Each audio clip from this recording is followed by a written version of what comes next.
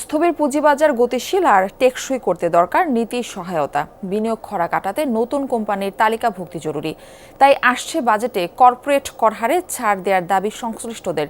একই সাথে মুনাফা আয়ের উপর দ্বৈত কর পরিহারের দাবিও জানান তারা। বলেন এর ফলে দীর্ঘমেয়াদী লোভ নিতে আগ্রহী হবেন বিনিয়োগকারীরা। এছাড়া পুঁজিবাজারে বৈচিত্র্য আনতে বন্ড মার্কেট শক্তিশালীকরণে দিতে হবে গুরুত্ব। ভোগান্তি ভুলে চলে আসুন রিগালে। ওয়ারেন্টি সহ স্টাইলিশ কালেকশন নিয়ে রেডি রিগাল ফার্নিচার। দেড় দশকের বেশি সময় ধরে পতনের বৃত্তে ঘুরপাক খাচ্ছে দেশের পুঁজিবাজার। দরপতনে তলানিতে নেমেছে বেশিরভাগ কোম্পানির শেয়ারের দাম। পুঁজি হারিয়ে নিঃস্ব সাধারণ বিনিয়োগকারীরা। বাজার বিমুখ হচ্ছেন অনেকেই। এক দশকের ব্যবধানে ৩২ লাখ থেকে কমে বিও হিসাবধারীর সংখ্যা দাঁড়িয়েছে ১৬ লাখে।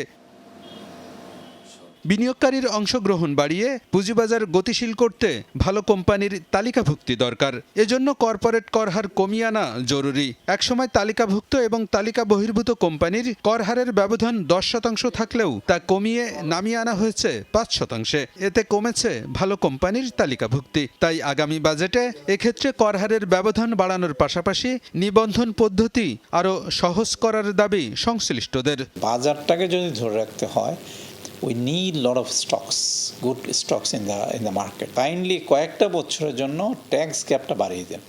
কারণ আপনি ধরেন আমার এখানে লিস্টিং হচ্ছে না, but there are so many big companies, good companies outside the stock market. তাদেরকে আপনি নিয়ে আসেন। তাদেরকে নিয়ে আসলে লং টার্মে কিন্তু এনবিআর এর বেনিফিট সবচেয়ে বেশি। সিস্টেম এমন একটা থাকতে হবে যেখানে কিনা অতি কম সময়ের মধ্যে ইচ্ছুক কোম্পানিগুলা, সক্ষম কোম্পানিগুলা তারা ফ্লোট করতে পারে। যদি ফ্লোট করতে পারে then I don't think tax difference is a big problem. আমাকে যদি ট্যাক্স ব্রেক দেওয়া হয় তবে সেই ট্যাক্স ব্রেকটা আমার বটম লাইনে হিট করবে। আমি সেটা ডিভিডেন্ড বা ক্যাপিটাল গেইনস আকারে আমি সাধারণ শেয়ার হোল্ডারকে দিতে পারবো। লভ্যাংশের উপর দ্বৈত কর আরোপ করাই মুনাফার চেয়ে মূলধনী লাভে বেশি আগ্রহী বিনিয়োগকারীরা, যা স্থিতিশীল পুঁজিবাজার গড়ে তোলার বড় অন্তরায়। তাই বাজেটে লভ্যাংশের উপর থেকে দ্বৈত কর পরিহারের দাবি জানিয়েছেন সংশ্লিষ্টরা। প্রথমে তো কর্পোরেট ট্যাক্স কর্পোরেট দিচ্ছেই, সেইখান থেকে তারা ট্যাক্স পরবর্তী যখন ডিভিডেন্ড দিচ্ছে একটা এআইটি কাটা হচ্ছে। বিনিয়োগকারীদের জন্য এটার উপরে আবার যে তাদের নিজদের ট্যাক্স ব্র্যাকেটে আছেন সেখানে ট্যাক্স দিতে হচ্ছে। That becomes a double taxation issue. And এই জিনিসগুলো আমি মনে করি যে অ্যাক্টিভলি আমাদের ন্যাশনাল বোর্ড অফ রেভিনিউকে একটু কনসিডার করা উচিত। বিকজ একজনের পলিসি কিন্তু আরও দুইজনের পলিসিকে এফেক্ট করে, ফলে বাজারে আপনার একটা নেগেটিভ এফেক্ট পড়ে। সো এখানে যদি কিছুটা ছাড় দেওয়া হয় তাহলে কিন্তু আমরা অনেকেই উদ্বুদ্ধ ফিল করব।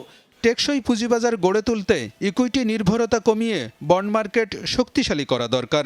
এজন্য নীতি সহায়তা বাড়ানো জরুরি বলেও মনে করেন অংশীজনরা। বন্ড মার্কেট আমরা অনেকবার বলার পর বন্ড মার্কেটটাকে অ্যাকচুয়ালি ইফেক্টিভ করা যাচ্ছে না। কারণ শুধুমাত্র ইকুইটি মার্কেটের উপর ভর করে একটা মার্কেট তো টিকে থাকতে পারে না।